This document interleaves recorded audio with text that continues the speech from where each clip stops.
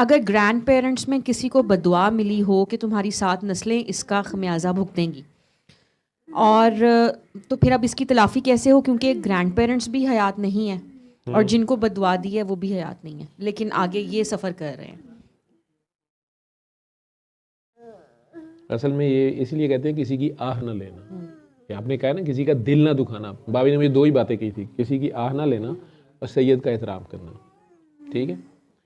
और सबसे इंपॉर्टेंट सैयद वो होता है जो आपको अल्लाह का रास्ता दिखाता है, जो आपको सिरा पकड़ाता है, जो आपको अल्लाह से जोड़ता है, जो आपको पहले बार उससे मुलाकात, उसकी उसके अंदर ना खामी देखनी होती है, ना उसको यस ही करना, उससे आगे नहीं जाने की कोशिश करनी चाहिए।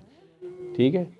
वो उसके अलावा आले नबी औलाद अली तो है ही सैयद ना, वो उस रेफरेंस की इज्जत करनी है। अगर वो उस दर्जे से गिर गया, बाबा जी को कई बार लोग आके शिकायतें लगाते थे, सादात के बच्चे बच्चे मतलब काकियाँ काके के मेरे साथ इस तरह किया इस तरह किया।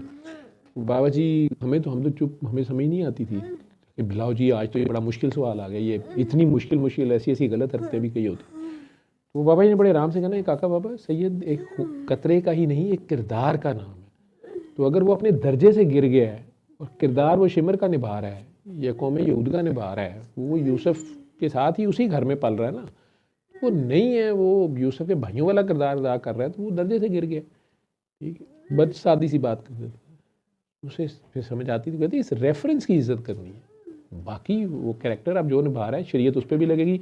सरकार जब कह गए हैं कि वो चोरी करेगा तो उसके भी हाथ कटेगा, आपका भी कटेगा। लॉ, जैसे वो काकी को मैं कहता था कि तू पास इसलिए नहीं हो रही कि तूने फेल बहुत किए। अब मुझे कहाँ से पता था, मुझे अपने आप से पता था ना, मैंने बड़े फेल किए हुए थे। मैं भी इसकी तरह बड़ा परफेक्शनिस्ट टाइप अस्पताल के बड़ों से लेकर छोटों तक की जान हसाब की होती थी काम की। लेबॉर्ट्री तक चले जाना, ये लैब रिपोर्ट पे नाम क्यों गलत है, इसमें ये क्या डिजिट डाला, तुम्हें पता है मरीज मर जाएगा, तुमने ये पोटेशियम क्या लिखा है, ये है वो है। लेकिन ये है कि पता नहीं, मुझे नहीं पता, मेरे जो लोग थे मेरे साथ, मैं ये कोई अपनी तारीफें नहीं कर रहा, मैं तो बता रहा हूँ कि मैं कैसा था। तलाफ़ी का उन्होंने पूछा हुआ था क्या कि इसकी तलाफ़ी अब कैसे करें कि जिन्होंने बदुआ दी है वो भी फौत हो गए हैं। भुगतो जिन अच्छा दस ना दे पिया अच्छा कि भुगतना भाई पड़ता अगले ने जो रगड़ा लगाया है, अगले का फायर भी निकल गया है ना। हाँ जी। ठीक है। अब तलाफी करनी है तो सदका खैरात ज़्यादा करें। जिनसे ज्यादती हुई थी उनके को जो वो तो मर गए हैं, उनके होते सोते या उनके नाम पे चैरिटी करके उन्हें स्वाब भेजें।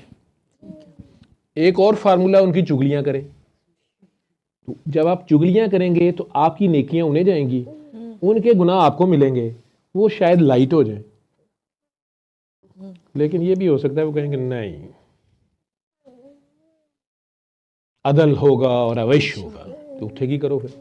नेकियां भी गईयां, उन्होंने गुनाह भी थोड़े खाते आ गए, माफ़ी फेर मिली। गन पॉइंट पे तो नहीं है ना कि अगला आपको कर दे। तो इसलिए आ लेना इसका हाल ही है, बाकी भुगतें। डीएनए उनसे अदा करना है। वो कोई वक्त का सैयद को हो, कई बार सैयद काकी की शादी आपकी तरफ कर दी या काकी आपके घर भेजी जाती है, आप उसकी कदर करते हैं या नहीं करते हैं, लेकिन आगे फिर आपकी वो म्यूटेशंस रुक सकती हैं सारा कुछ। अगर आप फिर कदर करें, टेस्ट वही होगा ना, सप्ली आएगी आपकी।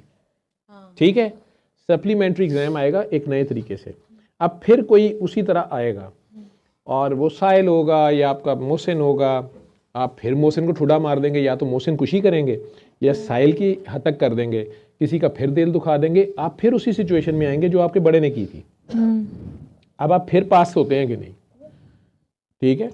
ये अल्लाह वाले जो होते हैं इस तरह पास करते हैं। वो क्या नाम है उनका, मुझे आईडी के नाम से हैं शायद फेसबुक पे, वो कहानी सुनाते। उनके मुर्शद जो थे, वो उनके जो मुर्शद थे ज़िया साहब के दौर में, ये ब्यूरोक्रेट हैं बहुत बड़े, वो एक बार कहानी सुना रहे थे, अल्लाह नोज़, वो बता रहे हैं कि उनके मुर्शद जो थे वो भी आर्मी में थे, सीनियर पोस्ट पे।